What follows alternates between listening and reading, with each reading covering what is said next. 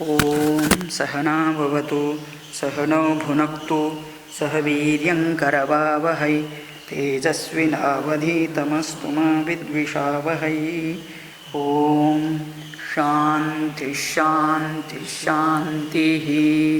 चरितं रघुनाथस्य शतकोटिप्रविस्तरम् एकैकमक्षरं पुंसां महापातकनाशनं वाल्मीकिगिरिसम्भूता रामाम्भोनिधिसंगता श्रीमद्रामायणे गंगा पुनाति भुवनत्रयं वाल्मीकिर्मुनिसिंहस्य कवितावनचारिणः शृण्वन् रामकथानादं को न याति परां गतिं।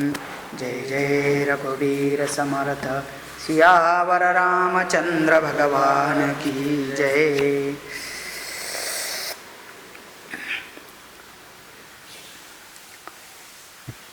तो राम लक्ष्मण और भरत शत्रुघ्न का विवाह की पूरी तरह से तैयारी हो चुकी है और विवाह पूर्वी गोदान इत्यादि नांदी श्राद्धादि कर्म भी राजा दशरथ ने कर दिए हैं। और आज विवाह का दिन है जहाँ पर चारों भाइयों का विवाह कैसे किया जाता है इसका वर्णन किया जा रहा है। यस्मिंस्तु दिवसे राजा चक्रे गोदानमुत्तमम् तस्मिंस्तु दिवरे वीरः युधाजित् समुपेयिवान् पुत्रकेकयराजस्य साक्षात् भरतमातुलः दृष्ट्वा पृष्ट्वा च कुशलं राजानमिदमब्रवीत्। तो गोदानम उत्तमम दानम यस्मिन् दिवसे राजा चक्रे, क्रू धातु का चक्रे तो किया, गोदान किया। तस्मिंस्तु दिवसे वीरः युधाजित समुपेयिवान, और भरत का भी मामा केकेय राजकुमार वीर युधाजित उसका नाम, वो भी वहाँ अपने भांजा के साथ आ पहुँचा। और फिर दृष्ट्वा पृष्ट्वा च कुशलम राजानम, राजा दशरथ से मिले, उनको देखा, उनको पृष्ट्वा मतलब पूछा। क्या पूछा? कुशल मंगल कैसे हो इत्यादि।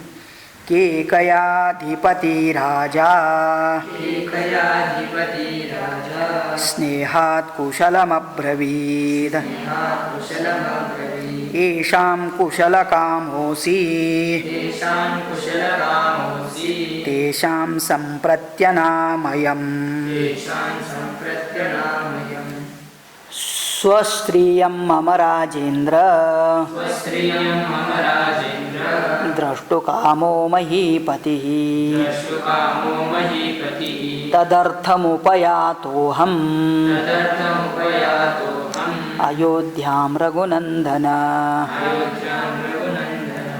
तो के अधिपति राजा स्नेहात् कुशलम अब्रवीत येषां कुशलकामोऽसि तेषां संप्रत्यायनम।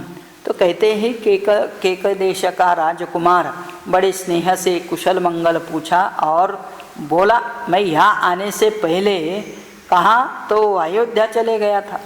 स्वस्त्रियम मम राजेंद्र द्रष्टुकामो महीपति, तो हम अपने बहन को देखने के लिए आए। तदर्थम उपायता हम अयोध्याम रघुनंदन, और इस प्रकार से हम भरत को देखना चाहते थे और सीधा वहाँ पहुँच गए। कहाँ? अयोध्या। लेकिन वहाँ जाने के बाद पता चला कि यहाँ कोई नहीं, ये सब लोग विवाह निमित्त तो यहाँ मिथिला आए हैं। श्रुत्वा त्वहम अयोध्यायां विवाहार्थं तव मात्मजान् मिथिलामुपयान्तास्तु त्वया सह महीपते त्वरयाभ्युपयातोऽहम् द्रष्टुकामस्वसुश्रुतं श्रुत्वा त्वम् अहम अयोध्यायाम। आपके बारे में अयोध्या से पता चला कि आप विवाह अर्थ तव आत्मजान, अपने पुत्रों का विवाह करने के लिए मिथिलायाम उपयांतान। अब सब लोग मिथिला में राजा जनक के यहाँ आकर के पहुँचे हैं। त्वया सह महीपते, आपके साथ ये सभी बच्चे भी यहाँ आए हैं। और त्वरया, मैं तो फिर शीघ्र वहाँ से चल के यहाँ आया। और यह आने का प्रयोजन क्या था? द्रष्टुकामः स्वसुश्रुतम, अपने बहन का बेटा मतलब भरत, कैकेयी का बेटा को देखने के लिए आया। अथ राजा दशरथः प्रियातिथिमुपास्थितं दृष्ट्वा परमसत्कारैः पूजनार्हमपूजयत्।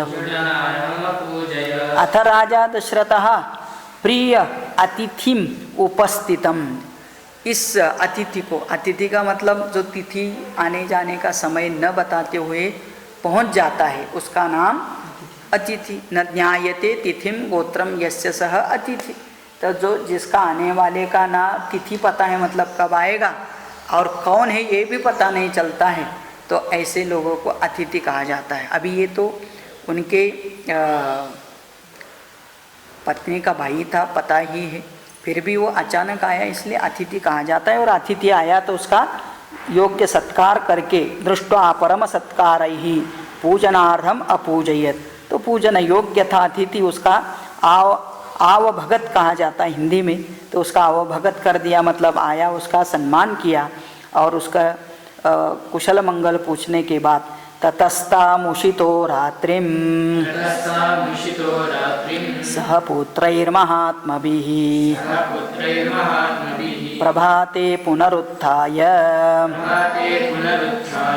कृत्वा कर्माणि तत्त्ववित् ऋषींस्तदा पुरस्कृत्य यज्ञवाटमुपागमत्। ततः ताम उषितः रात्रिं सह पुत्रैः महात्माभिः, तो अभी सभी लोग क्या किया, तो उस दिन रात हो गई, विवाह की पूरी तैयारी हो गई, भरत का मामा भी आ गया और सब लोग मिलकर के उस दिन रात अच्छी तरह से बिताते हैं। और फिर प्रभाते पुनरुत्थाय, अगले दिन उठ कर के कृत्वा कर्माणि तत्त्वयि, ये बार बार मुनि हमको समझा रहे हैं कि सभी राजा लोग अपने प्रातः कर्म करते थे, तो जैसे संध्या वंदन हो, अग्निहोत्र हो इत्यादि सब प्रकार के कर्म करके ऋषिंस्तदा पुरस्कृत्य, अपने पुरोहित गुरुजनों को आगे करके यज्ञवाटम उपागमत, जहाँ यज्ञशाला थी वहाँ जाकर के पहुँच गए। युक्ते मुहूर्ते विजये सर्वाभरणभूषितैः भ्रातृभिः सहितो रामः कृतकौतुकमङ्गलः। युक्ते मुहूर्ते विजय, तो जो शादी का मुहूर्त होता है उसका नाम है विजय मुहूर्त पर शादी होती है।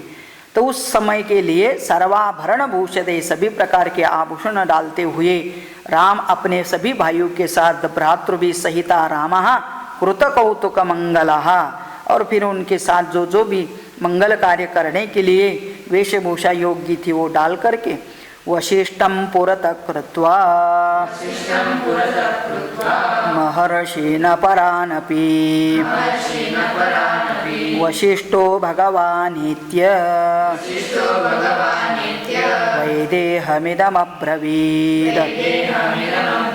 वशिष्ठं पुरतः कृत्वा, वशिष्ठ को सामने करते हुए महर्षिण अपरानपि, वामदेव इत्यादि सभी प्रकार के ऋषियों को साथ में लेते हुए वशिष्ठः भगवान एत्य वैदेहम इदम अब्रवीत, सभी जाकर के विदेह राजा से इस प्रकार से बात करते हैं।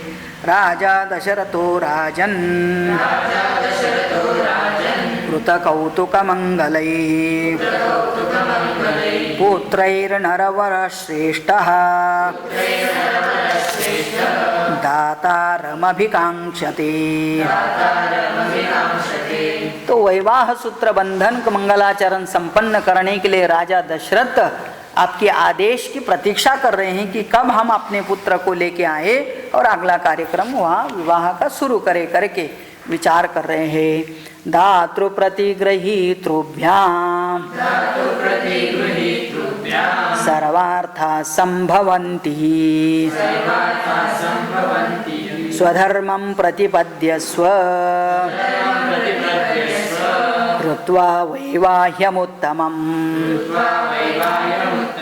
दातृ प्रतिगृहीतृभ्याम, क्योंकि दाता और प्रतिग्रह दोनों का में अंतर होता है। दाता मतलब देने वाला और प्रतिग्रह मतलब लेने वाला।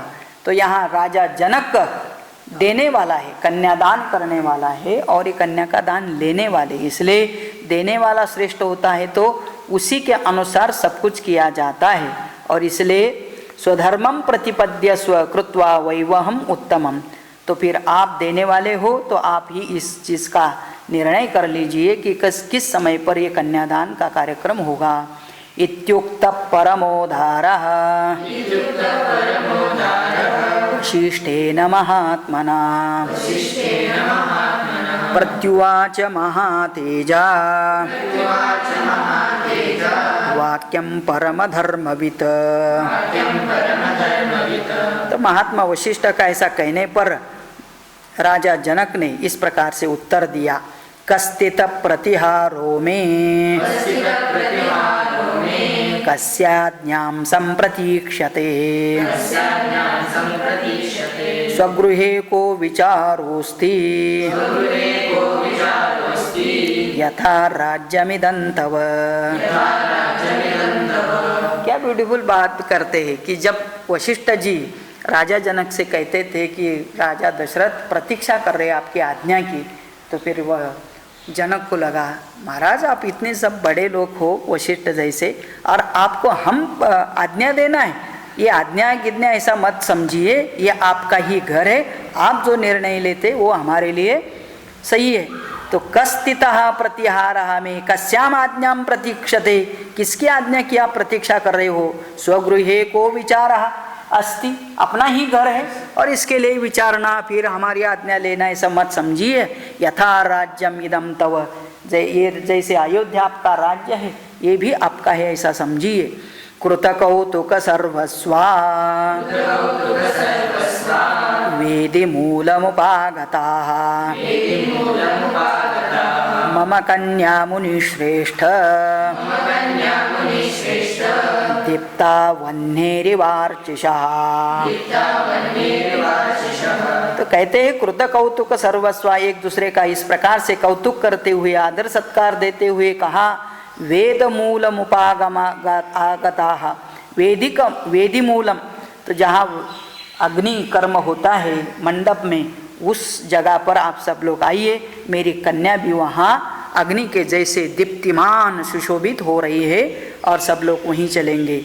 सद्यो हम त्वत्प्रतीक्षोऽस्मि वेद्यामस्यां प्रतिष्ठितः अविघ्नं क्रियतां सर्वं किमर्थं हि विलम्ब्यते।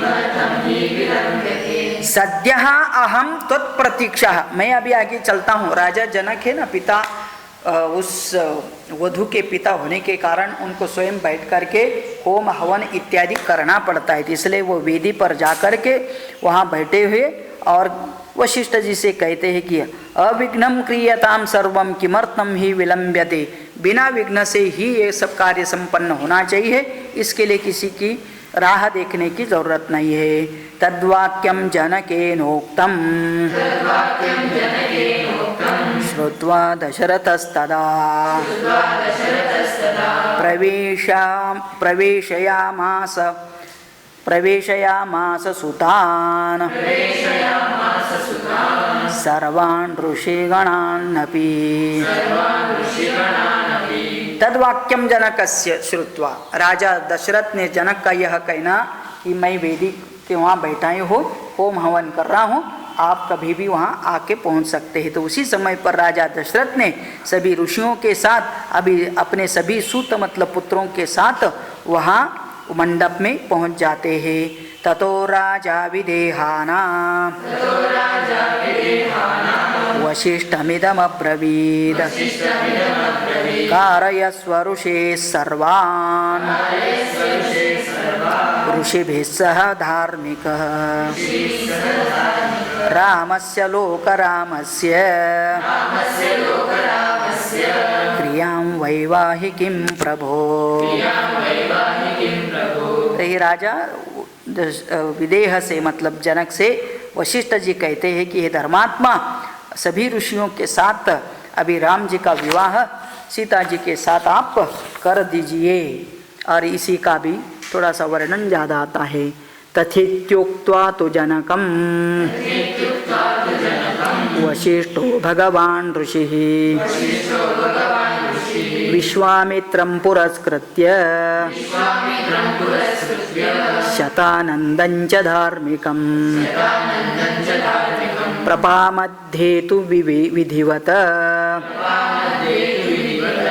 वेदिं कृत्वा महातपाः।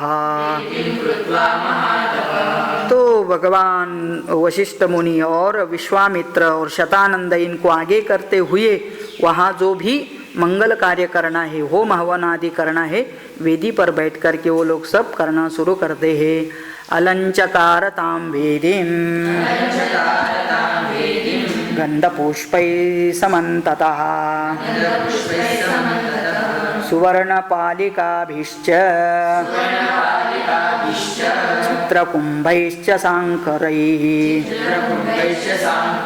सांकुरैः अलंकारंच तां वेदीं गंधपुष्पैः समन्ततः। तो जो यज्ञ किया जाता है तो यज्ञ कुंड, वहाँ रंगोली फूल पुष्प सब डालते हुए उसको अलंकृत किया जाता है। और सुवर्णपालिकाभिश्च चित्रकुम्भैश्च सांकरैः, तो बहुत सुंदर रूप में उसको सजाया गया। सुवर्ण पालिका भी रेडी रख के बाजू में यव के अंकुरों से युक्त चित्रित कलश कि मतलब वहाँ पहले ही धान डाल करके अंकुरित हुआ सा वहाँ धान भी लगाया जाता है। इतना शुभ मंगल कार्य में ये सब किया जाता है। अंकुराढ्ये शरावैश्च धूपपात्रैः सधूपकैः शंखपात्रैः श्रुवैस्रग्भिः पात्रैरर्घ्यादिपूजितैः। तो फिर वहाँ चित्रित कलश, अंकुर जमाए हुए सकोरे, धूपयुक्त धूप पात्र, शंख पात्र, श्रुवाश्रुक मतलब चमचे होते हैं ना लकड़ी से बनाए हुए, अर्घ्य पूजन पात्र, लावा खीलों से भरे हुए पात्र, धोए हुए अक्षता, समस्त सामग्री के साथ यथास्थान रख दिया था। तो आप कल्पना करना है कि जहाँ विवाह होता है अक्षता ये सब कुछ अच्छी तरह से सजाया गया है, रखा हुआ है। लाजपूर्णैश्च पात्रिभिः अक्षतैरपि संस्कृतैः दर्भैः समये समास्तीर्य विधिवन्मन्त्रपूर्वकम् अग्निमादाय तं वेद्याम् विधिमन्त्रपुरस्कृतम् जुहावाग्नौ महातेजा वशिष्ठो मुनिपुंगवः। तो मुनि श्रेष्ठ वशिष्ठ जी सामने बैठते हुए सभी पुरोहित बैठ करके उन्होंने अग्निमाधाय, अग्नि का आवाहन मतलब अग्नि का जलाया, वेद्याम विधिवत मंत्र पुरस्कृतम जुहौ अग्नौ, उस अग्नि में आहुति दे दी जो भी उस विवाह कार्य के संबंध में आहुतियाँ होती है। और वो सब अभी होम हो जाता है, अग्नि चलती है। अभी इसी अग्नि के चारों तरफ पति पत्नी मतलब नया कपल वो घूमते हैं। ततः सीतां समानीय सर्वाभरणभूषितां समक्षमग्ने संस्थाप्य राघवाभिमुखे तदा। तो पहले ही राघव का मतलब श्री राम वहाँ बैठे हैं, अभी उनके भाई भी है साथ में। अभी एक एक करके विवाह होता उनको चारों सबको भी अपने क्रम से बिठाया है। और अभी सबसे पहले सीता को लेके आते हैं। और सीता कैसी है? सर्वाभरण भूषिताम सीताम समानीय, उसको सभी आभरण से भूषित सीता भी वहाँ आती है। समक्षम अग्ने है, दोनों का भी मुख अग्नि की तरफ है। राघवाभिमुखे तथा, तो राघव अग्नि की तरफ देखते हैं, उसके सामने सीता को बिठाया जाता है। अब्रवीन जनको राजा कौशल्यानंदवर्धनम इयं सीता मम सूता सह धर्मचरी तव। तो वहीं बैठे हुए राजा जनक, वो भी वहाँ बैठते हैं, विवाह कर्मा होती इत्यादि देते हैं। तो वो बता रहे हैं कि ये मैं अभी जैसे कि पहली बार, मतलब ये एक प्रकार का प्रोटोकॉल होता है कि वहाँ बैठने के बाद कहते हैं कि ये मेरी पुत्री सीता है और मैं आज इसको कौशल्यानंदवर्धन राम के हाथ में इसका हाथ देता हूँ। आज से ये तुम्हारी सहधर्मचरी, ये तुम्हारी आज से सहधर्मचरी। अभी कितना सुंदर नाम होता है, केवल धर्म कार्य में सहचरी। इसका मतलब अधर्म कार्य में सहचरी नहीं होना चाहिए वाइफ को, कि कोई यदि हस्बैंड अधर्म करता है तो उसको सहाय नहीं करना है, या तो उसको अधर्म से भी बचाना है। तो संस्कृत के अनुसार धर्म संयोगे पत्नी, तो मतलब धर्म कार्य के लिए ही उस कन्या को पत्नी के रूप में स्वीकार किया जाता है। पत्नी का अर्थ ही होता है जो अपने पति का धर्म के लिए सहकार्य करती है, तो इसलिए सहधर्मचरी शब्द यूज किया। इयं सीता मम सुता सहधर्मचारी तव, आज से वो आपकी हो जाएगी। प्रतीक्षा चैनाम भद्रन्ते पाणिं गृह्णीष्व पाणिना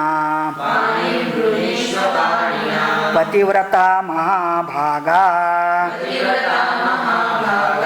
छायेवानुगता सदा। तो अभी पिता ही ऐसा विचार करता है और बोलता है कि इयं सीता मम सुता तव सहधर्मचारिणी, ये ऐसी है और आपको धर्म का आचरण करने के लिए आपके साथ देगी। इसलिए आप पहले क्या करो, प्रतीच्छ, आप उसको इसकी इच्छा कर, मतलब इसको पत्नी के रूप में स्वीकार करने की इच्छा करे। प्रति इच्छा च एनाम भद्रन्ते, आप इसकी इच्छा करो पत्नी के रूप में और इससे आपका कल्याण हो। भद्रन्ते पाणिं गृहीष्व, इसका हाथ तुम पकड़ लो। तो मतलब हाथ में हाथ पहली बार दिया जाता है। तो वो ब्राइड ग्रूम होता है, उसका हैंड और वो ग्रूम का हैंड, दोनों एक दूसरे के हाथ में देते हैं वो माता पिता ही, और विशेष करके कन्या का माता पिता। और फिर क्या होता है, पतिव्रता महापाणिना, तो अपने हाथ से उसका हाथ ग्रहण करो।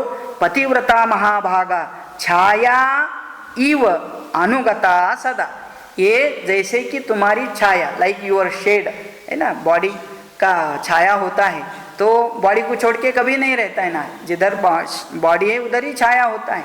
तो ऐसे पत्नी भी पति का छाया बन करके हमेशा साथ देते हैं, कि मतलब body and the shade can not be separated. Similarly पति एंड पत्नी can not be separated from each other. मतलब इतना, ये विवाह होने का मतलब ऐसा जीवन जीना।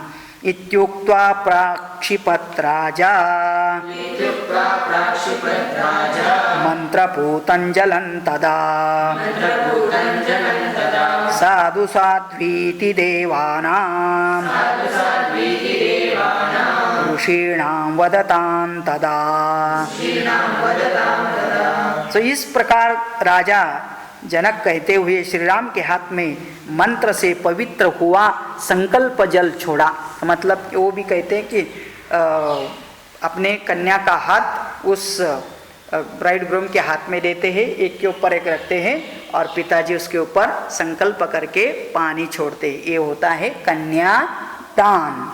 तो ऐसे छोड़ा और ये कर रहे थे, तब ये सब लोग साक्षी के रूप में देख रहे थे, वशिष्ठ आदि बड़े बड़े मुनि। तो ये सब लोग क्या बोले, तो कहते हैं साधु साधु इति देवानाम ऋषीणाम वदतां तदा। आकाश में देवता लोग भी थे, वो भी साधु, साधु का मतलब बहुत बढ़िया, अच्छा शुभ हो, ऐसा करके सब लोग बोल रहे थे, साधुवाद दे रहे थे। उसका अर्थ होता है देवदुन्दुभि निर्घोषः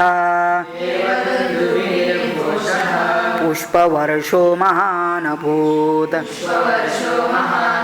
एवं दत्त्वा सुतां सीतां मंत्रोदक पुरस्कृतां। तो इस समय हाथ में हाथ दिया, संकल्प किया, पानी डाला, उसी समय पर सभी देवता ऊपर से क्या कर रहे हैं, देवदुन्दुभि मतलब सब है ना, वाजंत्री बाजा बजाओ करके बोल देते हैं, तो वो भी बजाते हैं। आकाश से पुष्प वर्षो महान अभूत एवं दत्वा सुताम सीताम, अपनी सुता मतलब पुत्री का सीता का मंत्रोदक पुरस्कृताम, मंत्र और उदक के द्वारा संकल्प वो कर देते हैं। अब्रवीन जनको राजा हर्षेण अभिपरिप्लुतः लक्ष्मणा गच्छ भद्रन्ते उर्मिला मुद्यतां मया प्रतीच्छ पाणिं गृणीष्व मा भूतकालस्य पर्ययः। तो बाजू में उर्मिला को भी सजा के ये सब करके रेडी रखा था, और फिर राम जी के हाथ में सीता का हाथ देते हैं। उसी समय होने के बाद तुरंत कहते हैं लक्ष्मण आप भी आओ सामने। लक्ष्मणा गच्छ भद्रन्ते उर्मिला मुद्यतां मया, और बहुत हर्ष से उर्मिला का भी हाथ लक्ष्मण के हाथ में दे करके फिर वही संकल्प दोहराते हुए प्रतीच्छ पाणिं गृणीष्व मा भूतकालस्य विपर्यय, जल्दी करो काल निकल न जाए, वो मुहूर्त का टाइम होता है, उतने टाइम में ये शुभ कर्म करने पड़ते थे। इस प्रकार से लक्ष्मण को भी उर्मिला के साथ लक्ष्मण के हाथ में कन्या का हाथ देते हुए तमेव मुक्त्वा जनकः भरतं चाभ्यभाषत गृहाण पाणिं माण्डव्याः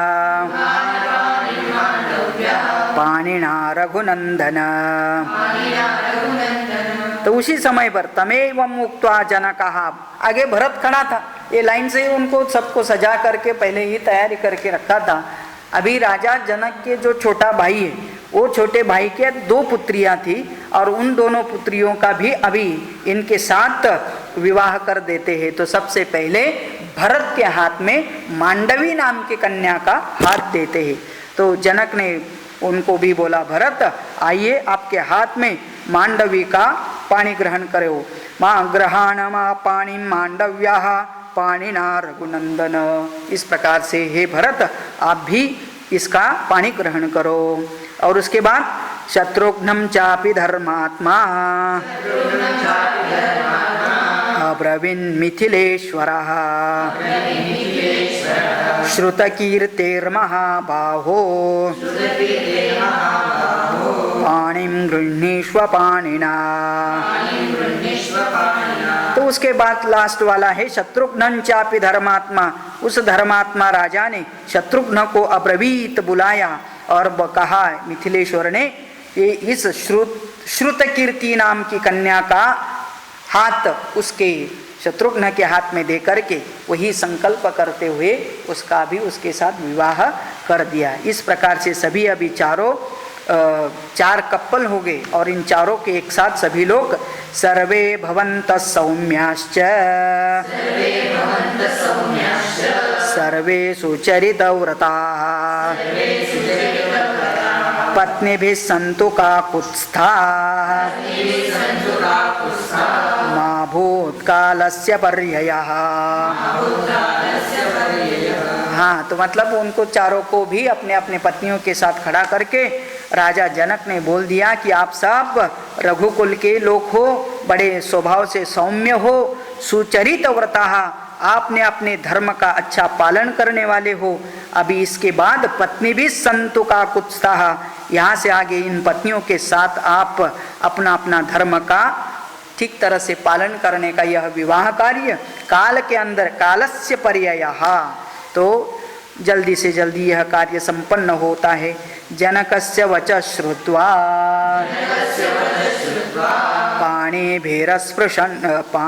पाणिभिरस्पृशन् चत्वारस्ते चतश्रोणा वशिष्ठस्य मते स्थिता।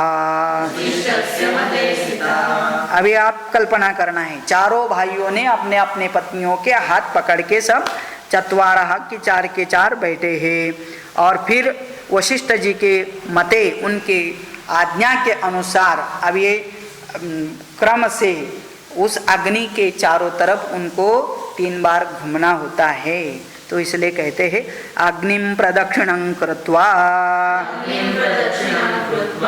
वेदिन् राजानमेव च ऋषिंश्चापि महात्मानः सह भार्या रघुद्वहाः यथोक्तेन ततश्चक्रुः विवाहं विधिपूर्वकम्। तो चारों के चारों अभी अपनी पत्नियों के सहित अग्नि, उसी प्रकार यह गुरुदेव और उसी प्रकार उनके माता पिता सभी को एक साथ प्रदक्षिणा डालते हैं। और वो जब प्रदक्षिणा डालते हैं तब उनके ऊपर पुष्पवृष्टि अक्षता भी डाली जाती है। पुष्पवृष्टिर्महत्यासीत् अंतरिक्षात् सुभास्वरा दिव्यदुन्दुभिनिघोषैः गीतवादित्रनिस्वनैः। बस उसी समय पर आकाश से पुष्पवृष्टि की जाती है। बहुत अच्छे अच्छे दुंदु, दिव्य दुंदु भी है, अलग अलग प्रकार के सनई मतलब मंगल वादित्र के द्वारा अच्छा मंगल ध्वनि किया जाता है। न नृतुश्चाप्सरा संघाः गंधर्वाश्च जगुक्कलम् विवाहे रघुमुख्यानां तदद्भुतमदृश्यत। फिर क्या है, वो देखो वहाँ का जो माहौल था वो कितना सुंदर लग रहा था कि कहते हैं नृतुश्च अप्सरा संघाः, एक तरफ स्टेज था, वहाँ सब अप्सराएं डांस कर रही थी और एक तरफ मंगल वाद्य चल रहे थे, गंधर्व गा रहे थे जगुहु कहम विवाहे रघुमुख्यानाम तदद्भुतम अदृश्यम। तो संगीत कार्यक्रम होता है, यहाँ तो डांस कार्यक्रम भी बताए हैं। तो ये सब इस प्रकार का बड़ा आयोजन हुआ। ईदृशे वर्तमाने तो तुर्योद्धुष्टनिनादिते त्रिरग्निं ते परिक्रम्य ऊहुर्भार्यामहोजसः।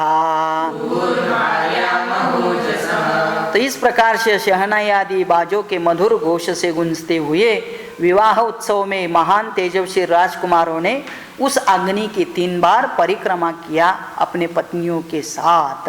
और इस प्रकार से अग्नि को साक्षी मान करके, बार बार ये शब्द आता है, अग्नि को साक्षी मान करके हम ये कर रहे वो कर रहे हैं, क्योंकि अग्नि को सामने रख करके जो करते हैं और जब हम लोग उससे पलट जाते हैं, गलत करते हैं, तो फिर यह अग्नि ही उनका जीवन, उनका सुख जला देता है। इसलिए एक बार अग्नि के सामने हमने जो संकल्प किया है उसको किसी भी हालत में निभाना चाहिए, पूर्ण करना चाहिए।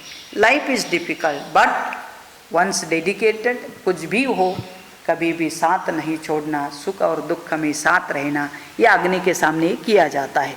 अथोपकार्यं जग्मुस्ते सभार्या रघुनंदनाः राजाप्यनुययो पश्यन् सरसि संघसबान्धवः। बस तदनंतर अथ का मतलब तदनंतर उपकार्यं जग्मुहुते सभार्या रघुनंदनाः। अभी जो जो कुछ करना था आदान प्रदान वो सब हो जाता है। राजा अपि अनुययो पश्यन्, और बंधु बांधवों के साथ पुत्रों का यह विवाह देखते हुए उनके पीछे सब चले जाते हैं। का मतलब अभी राजा दशरथ का चारों पुत्रों का विवाह एक साथ होते हुए आप सोच सकते हैं अभी 4 दिन का प्रवास करके वापस जाना है, तो खाना पीना सब साथ लेके इतना अच्छा घूमते जाते हैं। और फिर उसके बाद जो आए हुए सभी प्रकार के मेहमान भी अपने अपने रास्ते चले जाते हैं। तो फिर उसके बाद क्या होने वाला है, जो कुछ होने वाला है वो अगले सर्ग में आएगा, उसका विचार हम कल करते हैं। कल क्या होगा, विश्वामित्र इत्यादि ऋषि जब वो यहाँ इस कार्यक्रम संपन्न करने के लिए इतने दूर से आए थे, वो भी अपने आश्रम में वापस चले जाएंगे। और ये भी अभी विवाह करके आज तो रुकते हैं, कल ये लोग भी वहाँ से निकलेंगे। तो फिर उनको जाते समय राजा जनक क्या क्या देते हैं, वरदक्षिणा इत्यादि, उन सब चीज़ का वर्णन आगे आता है, जिसका चिंतन हम कल करेंगे। ओम पूर्णमद पूर्णमिदं पूर्णात् पूर्णमुदच्यते पूर्णस्य पूर्णमादाय पूर्णमेवावशिष्यते। ओम शांति शांति शांति। ओम इत्यार्षे श्रीमद् रामायणे वाल्मीकिये आदिकाव्ये बालकांडे 373तमः सर्गः। ओम शांति शांति शांति। जय जय रघुवीर समर्थ, सियावर रामचंद्र भगवान की जय।